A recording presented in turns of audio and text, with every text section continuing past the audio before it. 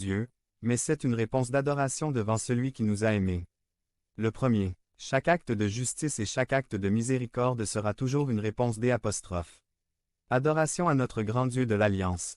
Deutéronome 10, 14 à 16. À l'Éternel, votre Dieu, appartiennent les cieux et les cieux les plus élevés, la terre, et tout ce qu'elle contient. Cependant, il aimait vos ancêtres et les aimait. Et vous, qui êtes sa descendance, il vous a choisi parmi tous les peuples, comme nous le voyons aujourd'hui. Par conséquent, débarrassez-vous du païen qui est dans votre cœur et ne soyez plus têtus. Moïse souligne ensuite ce que Dieu a fait envers son peuple. Il parle de la majesté du Seigneur, à qui appartiennent les cieux, la terre et tout ce qui s'y trouve. Ce Dieu ne manque de rien. Il n'a besoin de rien. Or, 547. Ce grand Dieu du ciel et de la terre aimait un peuple et le choisissait, comme nous l'avons déjà vu, par grâce. Ce sont les grandes œuvres de Dieu qui a aimé, choisi et racheté un peuple pour lui-même. En Christ, nous avons la joie de faire partie de ce peuple aimé et choisi par le grand Dieu de l'Alliance. La réponse logique aux œuvres de Dieu est une adoration, sans réserve, pour laquelle nous devons éliminer ce qui est rebelle dans notre cœur pour le soumettre dans une obéissance totale à Dieu. Il est dit, éloignez les païens de votre cœur, littéralement circoncisez votre cœur. Les Israélites étaient physiquement circoncis, mais il n'y avait aucune concordance entre la marque physique et l'état de leur cœur. C'est pourquoi la circoncision du cœur est nécessaire, c'est-à-dire une adoration sans réserve du Dieu qui nous a aimés en réponse et en conséquence de sa grâce.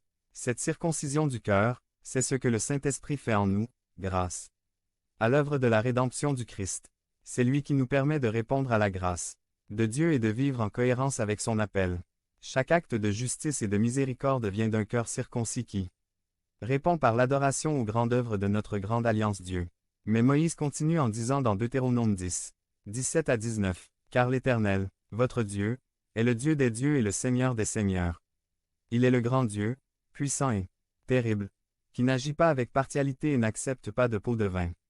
Il défend la cause de l'orphelin et de la veuve et montre son amour pour l'étranger en lui, fournissant des vêtements et de la nourriture. De même, vous devez aimer les étrangers, car, vous aussi, vous étiez étrangers en Égypte. » Moïse a déjà expliqué clairement ce que Dieu a fait, c'est-à-dire les œuvres de Dieu. Maintenant, il se concentre sur qui est Dieu. Et il est dit que Dieu est le seul Dieu qui existe, il n'y a personne d'autre que lui. Il est Dieu des dieux et Seigneur du Seigneur. Il est le Dieu juste, saint, puissant et terrible. Ensuite, il montre comment la recherche de la justice et de la miséricorde vient de l'être même de Dieu, du caractère même de Dieu. C'est un Dieu juste qui n'agit pas avec partialité et n'accepte pas de pot de vin. Vous ne pouvez pas manipuler ou contrôler ce Dieu juste. Notre Dieu souhaite répondre aux besoins de l'orphelin, de la veuve et de l'apostrophe. Étrangers, ce sont des catégories bibliques qui décrivent les personnes les plus vulnérables et fragiles des temps bibliques.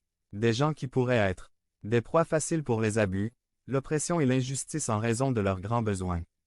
Et il dit que Dieu prend soin d'eux. C'est le caractère de notre Dieu. Quelle est la réponse au caractère de notre Dieu?